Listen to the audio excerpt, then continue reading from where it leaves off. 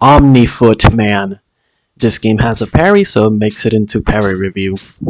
So this game is a lot like Tyrant's Realm, but in terms of graphics, it's worse. However, in terms of combat and gameplay, it is slightly better. Not by much, but it is slightly better in terms of combat than Tyrant's Realm. So there is a dedicated button for blocking and a separate button for parrying. Also, I'm using a new microphone, so let's see how this goes. So for the parry, you want to press the parry button, not the block button. And you want to press the parry button like slightly early. I don't know like how much early, but you want to press it like slightly early, but also not too late. Honestly, this game would have just done better to use the block as the parry, and then you just hold your shield at the last moment, and then that should be the parry. But whatever, there's a dedicated parry button. So what that means is that you have to memorize every single attack. I mean, the enemies do telegraph their attacks quite well, so you can kind of tell when the attack is coming, but some enemies like hold it just before releasing it. Some enemies like hold the attack just before releasing it, and that's gonna throw you off sometimes. There is also a perfect dodge. You're gonna see me teleport here in some footage. That's a skill separate from the perfect dodge. You get it randomly, but it's a skill that if you perfect dodge, your next attack is gonna teleport you behind the enemy. So if you can get that skill, then good for you, but it's all random and RNG. For the parry, once you score the parry, you have to lock on to the enemy in order to do the execution/critical attack.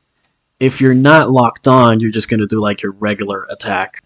But if you want to perform the execution, lock on, make sure the circle from the lock on is red colored, and press the light attack button. If you press the heavy attack button, you'll just perform a heavy attack and you won't do the execution. And yes, the execution/critical attack is the highest damage attack, apart from spells and skills. But those things, I'm not really a big fan of spells and skills. I'd rather just parry. After you finish the execution/critical attack, there's a few, you have iframes, but you kind of like stand still there after you're done. The character just like stands still like a statue for like half a second or a full second after the parry. I mean, sure, nothing happens and you do have iframes, but it's like boring as heck just waiting for that little animation to finish. You can parry the bosses and you can do the execution attack on the bosses. You can also perfect dodge the bosses. Sometimes enemies will do attacks that have a lot of wind-up, and their weapon will like glow red. Those are unblockable and unparryable attacks, but you can perfect dodge it, so do so. Another thing is that when you perform the heavy attack, there's like a lot of end frames on it, so it's best to just do like the light attack. So overall, I did find this game more fun than Tyrant's Realm. In Tyrant's Realm, as soon as I saw that you couldn't parry the bosses, what I did is I stopped playing Tyrant's Realm after the second boss. But here, in OmniFootman, since you can parry and perfect dodge the bosses, and you can also perform the execution attack on the bosses, I played it for longer, and I had more fun.